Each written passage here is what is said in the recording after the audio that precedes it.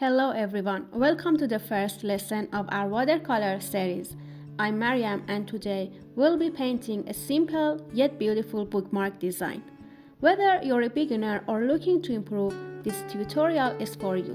I'll guide you through the process step by step, so stay tuned for all the tips. Here's the final design, a cute bookmark. You can use any colors you like, but we'll stick to a few simple techniques to create a stunning effect, perfect for gifts or a relaxing painting session. Let's get started. Before we start painting, let's set up our workspace. I have my paper in front of me, my watercolor palette above, and my mixing palette to the right. I also have 2 cups of clean water. This is important to keep our colors fresh. To prepare the colors, I mixed 3 shades on my palette, a turquoise green, a light blue, and a mix of green and yellow. Also, before we start, it's a good idea to lightly mist your watercolors with a spray bottle to activate them. This makes picking up pigment much easier.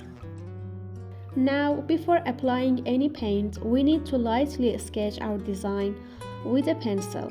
If the lines are too dark, use a kneaded eraser and gently roll it over the sketch in circular motions to lighten it. This prevents the pencil marks from showing through the watercolor. I also have a tissue next to me to control the moisture of my brush. Keeping a tissue handy helps a lot, especially when adjusting the intensity of colors. Now let's start painting. For this model, which is the simplest one, I begin with my first color, turquoise green. I pick it up with a medium consistency mix and apply it to the paper. This technique is called wet on dry because the paint is wet but the paper is dry.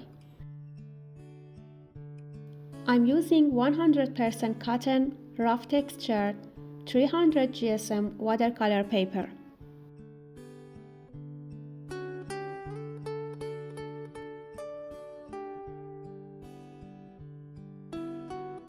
After applying the first color, I rinse my brush and immediately move on to the second shade, a light blue. Since the previous layer is still wet, I let the colors blend naturally, creating a smooth transition. Now I take the third color, a mix of green and yellow, and place it next to the previous color while it's still damp. This helps prevent harsh edges and allows the colors to merge seamlessly. The key here is to apply gentle pressure with the brush to avoid damaging the paper texture. I also leave some edges loose for a more organic feel.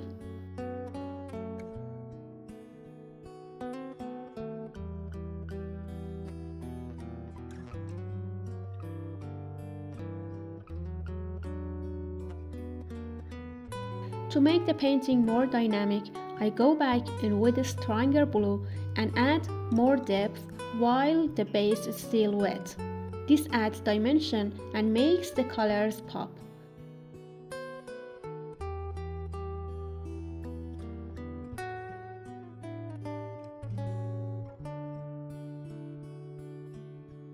I also make sure the edges remain slightly irregular rather than perfectly even. It creates a more natural and artistic effect.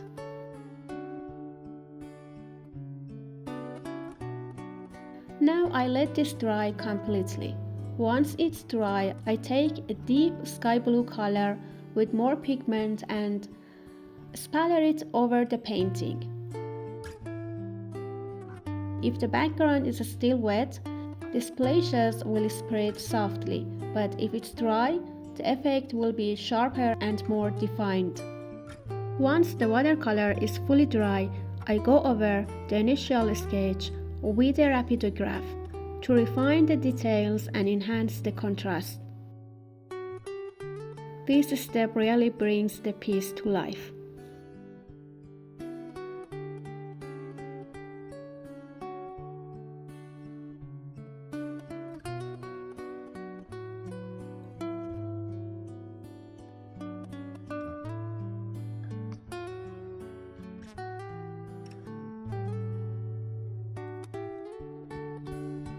And here is the final result. You can experiment with different colors and designs to create your own unique bookmarks.